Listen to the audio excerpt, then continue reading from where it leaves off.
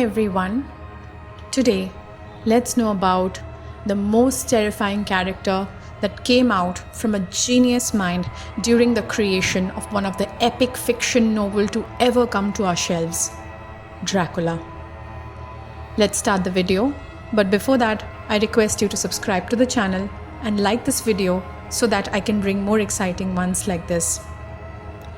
Dracula needs no introduction.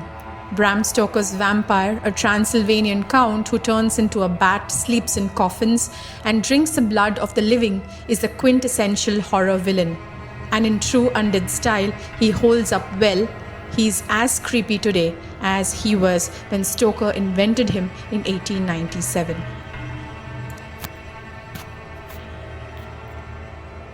Apparently, common among Victorian Gothic fiction, Dracula supposedly came from a nightmare, one possibly caused by a bad seafood.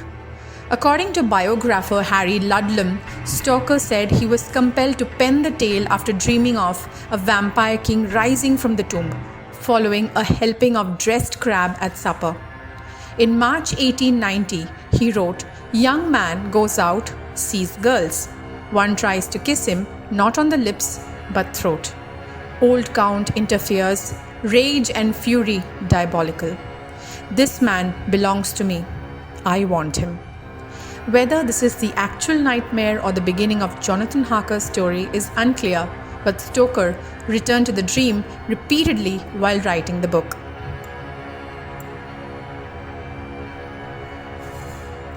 In 1816, on a gloomy day in Lake Geneva, Lord Byron proposed a ghost story contest that led to Mary Shelley writing Frankenstein. It also led to the birth of the vampire by John Polidori, which gave us the modern vampire. Polidori was Byron's personal physician, and he may have based this aristocratic bloodsucker on his patient. In any case, the vampire influenced Varney the Vampire, a popular penny dreadful from the 1840s, as well as Carmilla, a novella about a lesbian vampire from the 1870s, and of course, Stoker.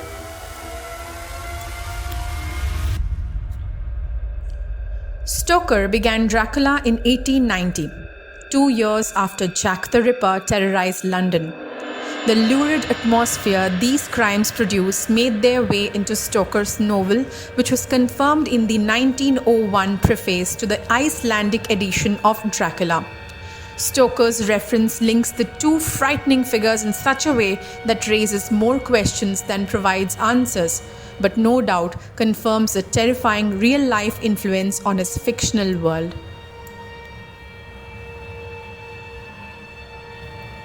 Stoker's boss of almost 30 years was Henry Irving, a renowned Shakespearean actor and owner of the Lyceum Theatre in London. Stoker was Irving's business manager, press agent, and secretary.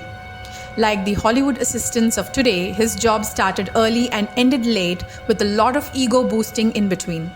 Some critics have suggested that the charismatic Irving was a basis for Dracula.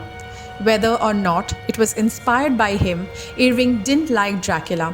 After seeing a performance of the story, Stoker asked Irving what he thought, and Irving would only reply, "Dreadful."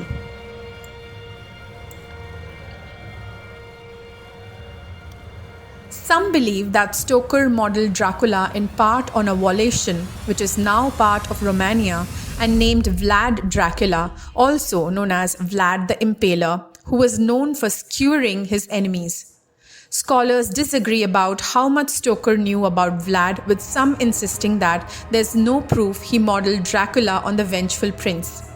What we do know from Stoker's working notes is that he read a book titled An Account of the Principalities of Wallachia and Moldavia by William Wilkinson. The book mentions a couple of leaders named Dracula, including Vlad the Impaler, though not specifically by that name, and how one of them attacked Turkish troops. Inspired, Stoker changed the vampire's name from Count Vampire to Dracula, copying from a footnote. Dracula in Wallachian language means devil, which is an emphasis of Stoker's.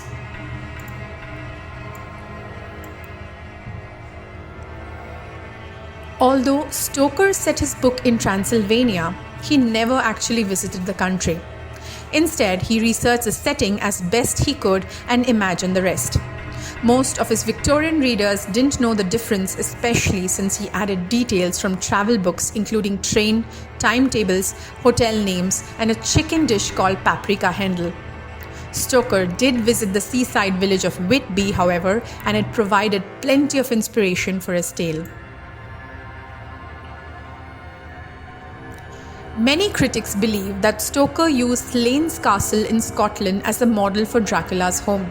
Stoker spent many summers in nearby Cruden Bay and was familiar with the surrounding sites, including these castle ruins on a hill. He was even staying in the area when he wrote his description of a vast ruined castle from whose tall black windows came no ray of light and whose broken battlements showed a jagged line against the sky. In Dracula, vampire Lucy is killed by her suitor when he opens her coffin and stakes her in the heart. Stoker may have borrowed this from the experience of his neighbor, poet and painter Dante Gabriel Rossetti, who incidentally was a nephew of John Polidori. When Rossetti's wife Elizabeth Siddal died in 1862, Rossetti put a journal of love poems in her coffin, winding it romantically in her red hair. Then, in 1869, he changed his mind and the coffin was raised in the middle of the night so he could retrieve the book.